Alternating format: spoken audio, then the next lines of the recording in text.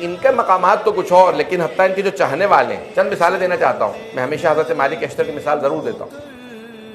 آل محمد علیہ السلام کے بعد جو سب سے زیادہ جن دو شخصیات سے میں متاثر ہوں، دو شخصیات، ایک حضرت مالک اشتر اور دوسرے حضرت مختار، اہل بیت علیہ السلام کے بعد یہ دو ہستیاں۔ پہلے جناب مالک اشتر، مالک ابن حارث نخعی الاشتر، بہت بڑا نام ہے، سب سے جلیل القدر صحابی ہیں امیر المومنین کے۔ اصحاب امیر المومنین میں جہاں حضرت میثم تمار ہیں، جہاں حضرت کمیل بن زیاد نخعی ہیں، کون کون کتنے بڑے بڑے جلیل القدر اصحاب ہیں، لیکن سب سے زیادہ جلیل القدر حضرت مالک اشتر۔ کیوں؟ کیونکہ مولا نے اپنے تینوں جنگوں میں انہیں سپہ سالار بنایا۔ مولا نے کبھی انہیں معزول نہیں کیا، ان کو ریپلیس نہیں کیا، اپنے عہدے سے نہیں اتارا۔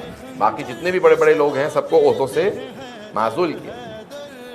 عثمان ابن حنیف کو بڑے بڑے جلیل القدر، حضرت کمیل کو بھی نہج البلاغہ میں خط دیکھیے، ان کو گورنر بنایا ہیتھ کا، وہاں پہ معاویہ نے حملہ کیا، قبضہ کر لیا، چیزیں لے گئے چھین کے۔ مولا نے خط لکھا کہ کمیل تم نے اپنی ڈیوٹی کیوں نہیں پوری کی؟ انہیں بھی ڈانٹا۔ ٹھیک ہے، پھر انہوں نے دوبارہ حملہ کیا، سب کچھ واپس، مولا میں نے سب کچھ دوبارہ ٹھیک کر دیا۔ مولا نے کہا ہاں اب میں راضی ہوں۔ لیکن واحد ہستی ہیں جنہیں کبھی مولا نے نہ ڈانٹا ہے نہ برا کہا ہے، سب موجود ہیں، سب کی کوئی نہ کوئی اصلاح کی ہے، لیکن ایک ہے حضرت مالک اشتر۔ اہل بیت علیہ السلام کے بعد جو مقام، صحابہ رسول کی بات نہیں کر رہا ہوں، ان میں جناب سلمان ہیں، جناب ابو ذر ہیں، جناب مقداد ہیں، حضرت عمار ہیں، لیکن اصحاب امیر المؤمنین میں سب سے جلیل القدر۔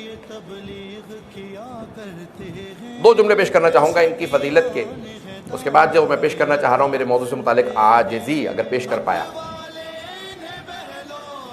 عزیزان گرامی، کون ہے حضرت مالک اشتر؟ ہر جنگ میں مولا کے سامنے سیسا پلائی ہوئی دیوار کی طرح سے کھڑے، کوئی پتھر آئے گا میرے سینے پہ لگے گا، مولا کو پتھر نہیں لگنے دوں گا، کوئی تیر میرے سینے میں لگے گا۔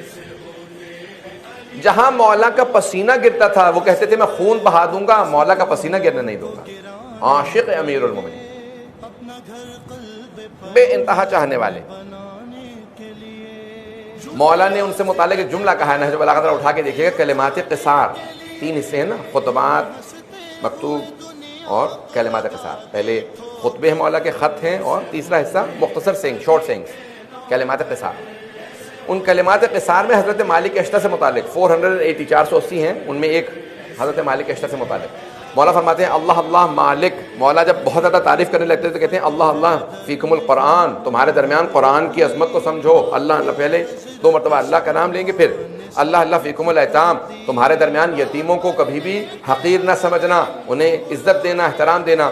اس طرح سے بہت زیادہ چیزوں کو بیان کیا۔ پھر جناب مالک اشتر کے کلمات قصار میں کہا اللہ اللہ۔ یہ مالک اشتر کون ہے؟ کانا اذا کانا جبلا، اگر مالک پہاڑ ہوتا تو اتنا بلند پہاڑ ہوتا کہ کوئی پرندہ اڑ کے اس کی بلندی کو نہ پہنچ سکتا۔ اور اللہ اکبر، بہت بڑا جملہ ہے۔ اذا کانا سلدن، اگر پتھر ہوتا مالک اشتر تو اتنا قیمتی پتھر ہوتا کہ کوئی اس کا پرائس نہ لگا سکتا، انمول ہوتا، پرائس لیس ہوتا پتھر اگر ہوتا۔ مولا نے بہت تعریف کی ہے، لیکن جو سب سے بڑا جملہ جس کی وجہ سے میں کہتا ہوں کہ حضرت مالک اشتر سب سے جلیل القدر ہے، اصحاب امیر المومنین میں سب سے زیادہ جلیل القدر ہے، وہ کون سا جملہ ہے؟ وہ یہ جملہ جو پیش کر رہا ہوں۔ یہ جملہ مولا نے کسی کے لیے نہیں کہا، حتیٰ کسی امام نے کسی بھی غیر معصوم کے لیے ایسا جملہ نہیں کہا۔ کسی امام نے اپنے اصحاب میں کسی کے لیے ایسا جملہ نہیں کہا جیسا جناب امیر نے جناب مالک کے لیے کہا۔ کیا کہا؟ کانا علی، جب جناب مالک کی شہادت ہو گئی، اور معاویہ نے خود کہا کہ علی کے 2 ہاتھ تھے، ایک میں نے صفین میں کاٹ دیا تھا، دوسرا ہاتھ میں نے آج کاٹ دیا۔ جب جناب مالک کی شہادت ہوئی، زہر دلوایا تھا معاویہ نے، زہر دے دی، دھوکہ دے کے ان کو زہر، کیونکہ وہ دلیر تھے، شجاع تھے، بہت جنگجو تھے، بوڑھے تھے، جوان نہیں تھے، سفید بال تھے۔ اشتر اس لیے کہتے تھے کہ ان کی جمل میں ایک تیر لگا تھا، بھم کٹ گئی تھی، اس لیے اشتر کہا جاتا تھا۔ پٹکا باندھ کے اپنی کمر کو سیدھا کر کے جنگ کرتے تھے، مقابلہ کرتے تھے، جوان نہیں تھے، بوڑھے تھے، لیکن دل جوان تھا کیونکہ شیر خدا کے شیر تھے، تو بہت جلیل القدر۔ اب سب سے بڑا جو جملہ ان سے متعلق ہے، جب معاویہ نے کہا نا کہ ایک ہاتھ میں نے کاٹ دیا صفین میں یعنی حضرت عمار یاسر، اور دوسرا ہاتھ میں نے آج کاٹ دیا یعنی مالک اشتر. اور مولا نے گریہ کیا، روئے کہ آج مجھے بہت صدمہ ہے کہ میرا مالک میرا اس پر تھا. کیا جملہ کہا کہ سب سے جلیل القدر صحابی بنے؟ وہ یہ جملہ جو پیش کر رہا ہوں. مولا فرماتے ہیں کان لی کما کنت لرسول اللہ، مالک کو مجھ سے وہ نسبت تھی جو مجھے رسول خدا سے تھی. اللہ اکبر. میں نے کسی کے لیے اتنا بڑا جملہ نہیں دیکھا. کسی امام نے کسی اپنے صحابی کے لیے ایسا جملہ نہیں کہا جیسا امیر المؤمنین علیہ السلام نے جناب مالک اشتر کے کہا کان لی کما کنت لرسول. کیا مطلب؟ جس طرح سے میں رسول خدا کی حفاظت کرتا تھا، سامنے کھڑا رہتا تھا، خبردار کوئی تیر چلائے گا میں اپنے سینے پہ لوں گا، مالک میرے سامنے ایسے ہی تھے. خبردار کوئی جناب امیر سے متعلق بات نہ کرے، پہلے مجھ سے نپٹے. شجاع تھے، مولا کے سپہ سالار تھے، جمل میں، صفین میں، نہروان، تینوں جنگوں میں مولا کی فوج کے سپہ سالار، کمانڈر ان چیف. مولا کی فوج کا کمانڈر بننا بڑا مشکل کام ہے. کیوں میں نے سارا پیش کیا؟ اس لیے عاجزی میرا موضوع ذہن میں رکھیے گا. تقوی کی دوسری جو سیڑھی ہے، سیکنڈ سٹیپ ہے، وہ ہے عاجزی. متقی بن ہی نہیں سکتا انسان جب تک اس میں عاجزی نہ ہو، ان کے ساتھ تواضع نہ ہو، ہمبلنس نہ ہو. جناب مالک اشتر کون ہے؟ رنگ سیاہ تھا ان کا، یمن کے رہنے والے تھے، ڈارک تھے، سکن ان کی ڈارک تھی. کوفے میں گزر رہے تھے، ایک عرب نے پتھر اٹھا کے ان کی پیشانی پہ مارا. انہوں نے پلٹ کے دیکھا، کچھ نہیں کہا، چلے گئے. اس آدمی کے دوست نے کہا جانتے ہو تم نے کسے پتھر مارا؟ کہا کوئی کالا جا رہا تھا اسے مارا. کہا نہیں، یہ مالک اشتر ہیں، علی ابن ابی طالب علیہ السلام کی فوج کے سپہ سالار. اب وہ گھبرانے لگا کہ ایسا تو نہیں کہ ابھی فوج لے کے آئے مجھے وہ جان سے مار دیں، میں نے ان کو پتھر مارا. کہا چلو میرے ساتھ، معافی دلوا دیتا ہوں. پاؤں پکڑ لینا، رونا پینا. آپ کو پتہ ہے نا کچھ لوگ ڈھونگے بھی ہوتے ہیں، آدمی دیکھیں گے ویسے پاؤں پکڑ لیں گے، کوئی دیکھیں گے کمزور ہے تو فوراً چڑھائی شروع کر دیں گے، کوئی طاقتور ہے تو فوراً جھک جائیں گے. آنکھیں انسان اسی کو دکھاتا ہے جس کے متعلق پتہ ہو یہ مجھے پلٹ کے آنکھیں نہیں دکھائے گا. اسے آنکھیں نہیں دکھاتا جس کے متعلق پتہ ہوتا ہے میری آنکھیں نکال لے گا. پتہ نہیں توجہ ہے یا نہیں ہے. یہی میرا موضوع ہے.